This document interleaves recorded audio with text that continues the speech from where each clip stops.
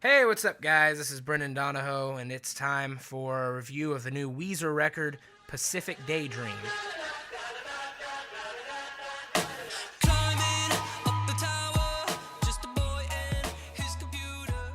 Weezer is a garage rock, beach rock band, started in the mid 90s, and now putting out their 11th studio effort with Pacific Daydream. Their last record, the White Album, if you read my review of it last year or when I recently reposted it, you'll know that I was a huge fan of that record, really brought their original sound back, paid a lot of tribute to their fans, and really just came through with a very effective record. Good lyrics, good performance, all around great. And if you look in the description, I'll put a link to my review of that record. So imagine my excitement when I found out that we might hear a new studio effort from Weezer as soon as late 2017.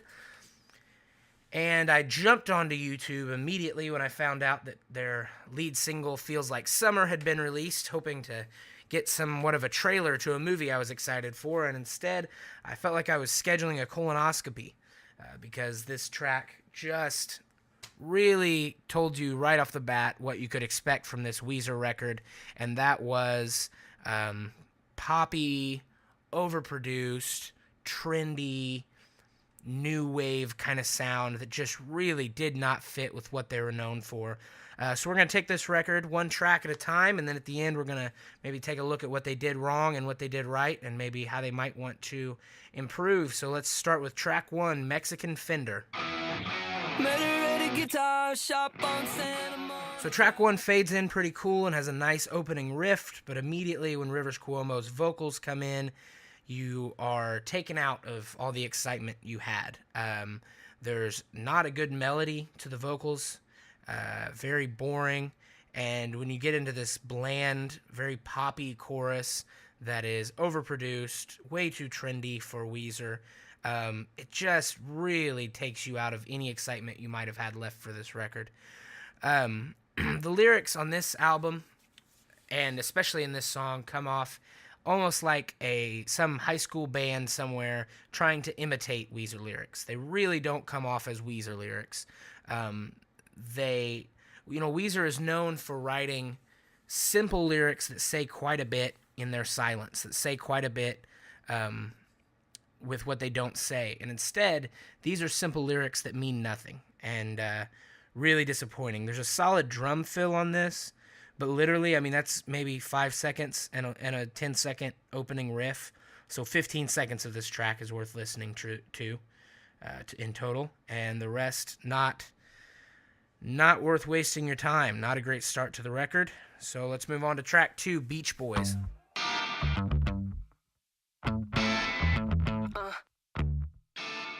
The bass work on this album is actually not too bad, but it is noticeably lacking in the electric guitar, noticeably lacking again in good vocals. The vocals are overproduced.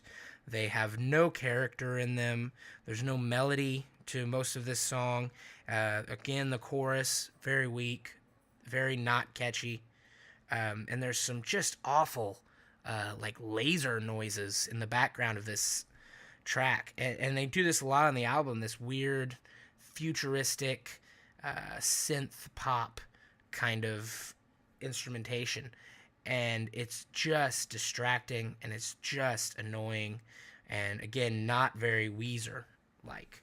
So let's move on to track three, the lead single, Feels Like Summer. The constant na na na na na na na na na na na, these just filler noises to create a hook out of nothing. This is not good writing. This is what happens when you try to push another album out way too fast. The pre-chorus is horrible on this track. Rivers Cuomo's voice on the verse is not bad, but when he gets to the chorus, again, just no character, no grit to it. It's just so overproduced. And he sounds like he's trying to be a pop vocalist, but he doesn't have that kind of a voice. He has the voice for a 90s alt-rock band, not a pop vocalist. So it just doesn't do very well. And these really talky breakdowns where it's not really singing as much as it is just speaking. And sometimes it'll even have actual people having conversations in the background. It's like a callback to their fantastic single Sweater Song, but in a very bad way. So let's go to track 4, Happy Hour. I need happy hour on Saturdays. I like the bass line on Happy Hour, and that is about it. There is a horrible Monty Python reference. The chorus, I kid you not, says, "I need happy hour on sad days." That's our genius lyrical hook here. Again, it's boring. It's got nothing good to it, and Happy Hour is particularly annoying and not fun to listen to. And the outro is terrible, and this is probably my least favorite track on the record. Moving on to track 5, Weekend Woman. Hey, look who's here. This place is not my home. So Weekend Woman introduces this odd thing that will carry on throughout the rest of the record, which is this weird obsession with like Christmas bells as an instrument. This album really tries to give you a really wide instrumentation palette, but they don't really succeed. The only thing they succeed in is a confusing jumble of other things added on to a 4-part band that is perfect as a 4-part band without Christmas bells, without shakers and maracas and percussion sections. So the song, again, not great lyrics. There's another good drum fill. The drums belong in this track on a good Weezer song, I think, not on this song. But again, just very disappointing. We move on to track 6, QB Blitz. All of my conversations die a painful death, you see. So aside from the fact that a QB Blitz doesn't make any sense in football terminology, this is probably one of the better songs on the record. The acoustic guitar arpeggios kind of go over well. This is the first time that I've actually enjoyed a guitar part on this record, and it's an acoustic guitar, not an electric guitar. The lyrics, pointless, and there's this thing they do on this record that is a pop music trope where they repeat the last 2 beats of each lyric, and so it's, you know, something something something beat up. You know, we repeat that. But the problem is that he doesn't always do it. Sometimes he's taking half of a word. He's not even using the full lyric. So just, again, not a great track. I sound like a broken record at this point. But I can't stress it enough. Sweet Mary, track 7. I don't know what I would do without my Chorus is boring. The beat gets better later on. There's some weird bells and shakers and things in the background that are just distracting. And at the end of the track, I mean, the rest of the music pulls out, and it sticks with these literal Christmas bells.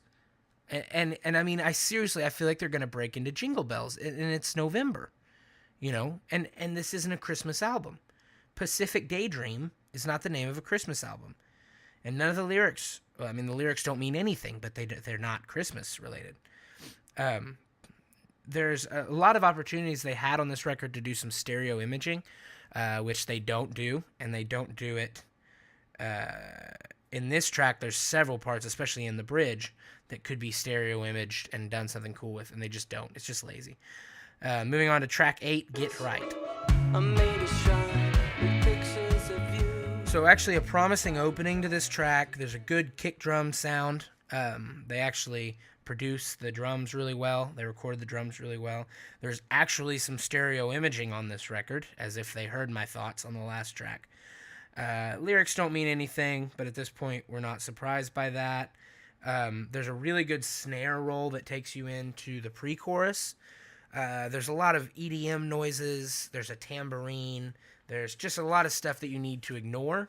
But if you can get around to ignoring those things, this is actually the best track on the album, I think. Not a great one.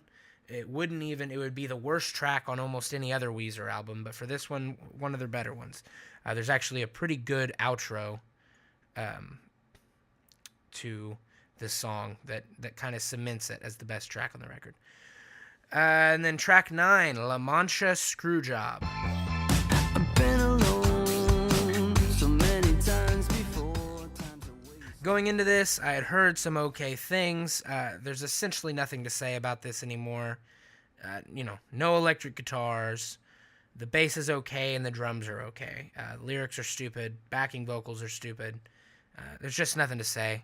There's nothing left to say about this album, really, but we've got one track left. Let's look at track 10, Any Friend of Diane's. Any friend of Diane's is a friend of mine. Any friend of Diane's. So track 10, if you are a Weezer fan and you feel disappointed by this record, track 10 will seriously piss you off in the first few seconds because it opens with this grungy electric guitar riff as if to say, look, we can actually still do this. We just decided not to on this whole album. It's only about 15 seconds of them giving you something that you wanted to hear for the whole record. And for some reason they decide, let's just tease them with it at the end for no reason. And then they jump right back into an acoustic guitar. Not a bad bass line and drum line. Overproduced vocals. I mean, it falls right back into what it was. Aside from this one little teaser. So there is the overview of Pacific Daydream, track by track. Now let's look at what the album did well and what they did wrong. So we'll start with the good. There's not much to get through here, but some of the drum beats and bass lines are good enough that they could at least pass on a good Weezer record. I don't think, if these drum lines or these bass lines were on, let's say the Blue album or the White album, they wouldn't stand out as bad, but they wouldn't stand out as good, but they're good enough to at least make it onto those records. No other part of this album can say that. They really attempted a wide instrumentation palette, and I guess they gave it to you as far as following the letter of the rule, but it really failed. Everything they did that wasn't a part of the four-piece band just kind of fell flat on its face, but they tried. The acoustic guitar lines aren't bad, and there's a few bridges in these songs that are okay, that kind of lead into the chorus as well. Now, when we come to what's wrong, let's look at what's bad about this album. There's a lot, but I'll narrow it down to some key problems. The first issue with this album, and I think the biggest one, is that it is criminally overproduced. The vocals have no character. The instrumentation has no character. The lyrics mean nothing. The melodies, it is so as if these guys are just starting out and they have to do whatever a producer thinks is going to sell. They try nothing new on this album. They do not challenge themselves at all, and it's really, really frustrating for a band that is a staple of the alt movement, of alt rock, of really pushing the boundaries, and they just don't do it here. There is no electric guitar on this album. There's a couple lines where they tease it, but for the most part, it's just not there. This is a band that built their sound on electric guitar.